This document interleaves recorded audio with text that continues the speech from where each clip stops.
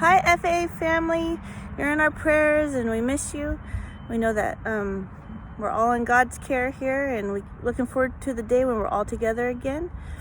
This evening I'm going to be reading you a storybook, but before that I want to show you some of the blessings that Jesus gives us during the springtime. We see these happy daffodils behind us, and then it's evening here at my house, but I want to show you these little guys who have put themselves to bed for the evening. You can see some of them still have their faces open, but some have shut up for the night and they say good night. And then some of these other flowers, the hyacinth, are over here. Those are them. And then these pansies are just amazing. They weathered the winter all the way through. I planted them last fall, and here they are, still blooming in the spring. Jesus made them super hardy. The book that I'm going to read to you this evening, Mrs. Rumphius, Story and Pictures by Barbara Cooney.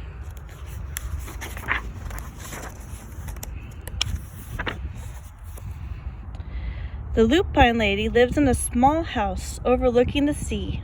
In between the rocks around her house grew blue and purple and rose-colored flowers. The lupin lady is little and old, but she has not always been that way. I know. She is my great aunt, and she told me so. Once upon a time, she was a little girl named Alice, who lived in the city by the sea. From the front stoop, she could see the wharfs and the bristling masts of tall ships. Many years ago, her grandfather had come to America on a large sailing ship.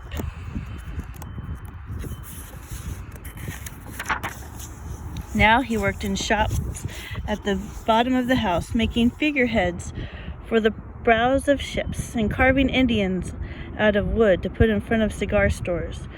For Alice's grandfather was an artist. He painted pictures, too, of sailing ships and places across the sea. When he was very busy, Alice helped him put in the skies. In the evening, Alice sat on her grandfather's knee and listened to his stories of faraway places. When he had finished, Alice would say, "When I grow up, I too will go to faraway places, and when I grow old, I too will live beside the sea." "This is all very well, little Alice," said her grandfather, "but there is a third thing you must do." "What is that?" asked Alice. "You must do something to make the world more beautiful," said her grandfather. "All right," said Alice, but she did not know what that could be.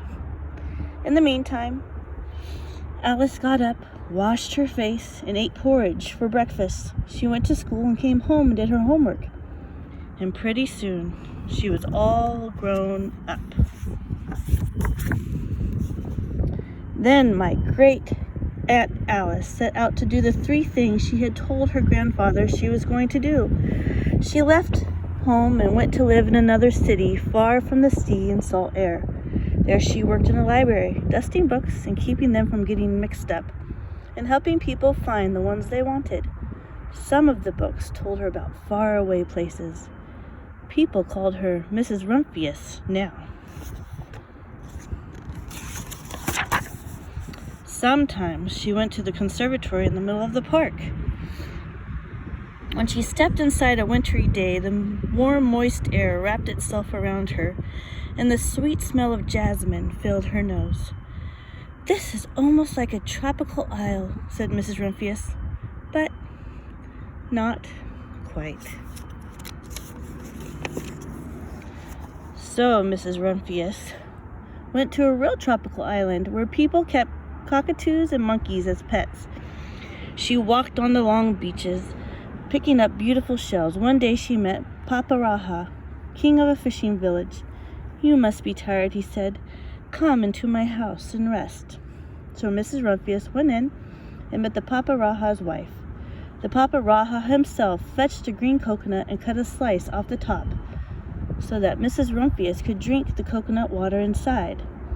Before she left, the Papa Raha gave her a beautiful mother-of-pearl shell, on which he painted a bird of paradise and the words, "You will always remain in my heart.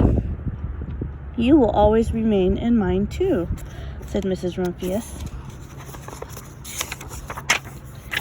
My great-aunt, Miss Alice Rumphius, climbed the tall mountains where the snow never melted. She went through jungles and across deserts. She saw lions playing and kangaroos jumping. And everywhere she made friends she would never forget. Finally, she came to the land of the lotus eaters, and there got off a camel. She hurt her back. "What a foolish thing to do," said Miss Rumphius.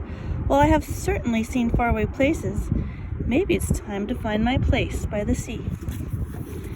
And it was. And she did. From her porch of her new house, Miss Rumphius watched the sun come up. She watched it cross the heavens and sparkle on the water, and she saw it set in glory in the evening. She started a little garden among the rocks that surrounded her, and she planted a few flower seeds in the stony ground. Miss Rumphius was almost perfectly happy. "But there's still one more thing I have to do," she said. "I have to do something to make the world more beautiful." "But what?"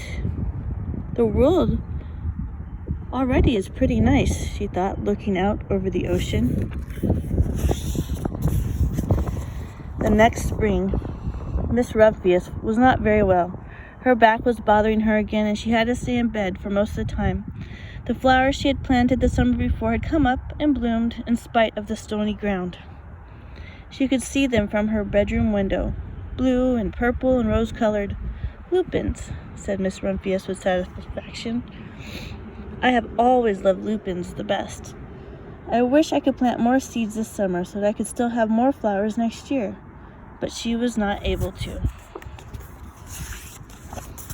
After a hard winter, spring came. Miss Rumphius was feeling much better. Now she could take walks again. One afternoon she started to go up and over the hill where she had not been in a long time. "I don't believe my eyes," she cried as she got to the top, for there on the other side of the hill was a large patch of beautiful blue and purple and rose-colored lupins. "It was the wind," she said as she knelt in delight. "It was the wind that brought the seeds from my garden here, and the birds must have helped." Then Miss Rumphius had a wonderful idea. She hurried home and got out her seed catalogs. She sent off for the very best seed house for 5 bushels of lupin seed. All that summer, Miss Rumphius, with her pockets full of seeds, wandered over fields and headlands sowing lupins. She scattered seeds along the highways and down the country lanes. She flung handfuls of them around the schoolhouse and back of the church. She tossed them into hollows and along the stone walls. Her back didn't hurt her anymore. Now some people called her that crazy old lady. The next spring, there were lupins everywhere. Fields and hillsides were covered with blue and purple and rose-colored lupins. They bloomed along the highway and down the lanes. Bright patches lay around the schoolhouse and the back of the church. Down in the hollows and along the stone walls grew the beautiful flowers. Miss Rumphius had done the third, the most difficult thing of all. My great-aunt Alice, Miss Rumphius, is very old now. Her hair is very white. Every year there are more and more lupins. Now they call her the Lupin Lady. Sometimes my friends stand with me outside her gate, curious to see the old lady who planted the field of lupins. When she invites us in, they come slowly. They think she's the oldest woman in the world. Often she tells us stories of faraway places. When I grow up, I tell her, I too will go faraway places and come home to live by the sea. That is all very well, little Alice, says my aunt. But there's a third thing you must do. What is that? I ask. You must do something to make the world more beautiful. All right, I say.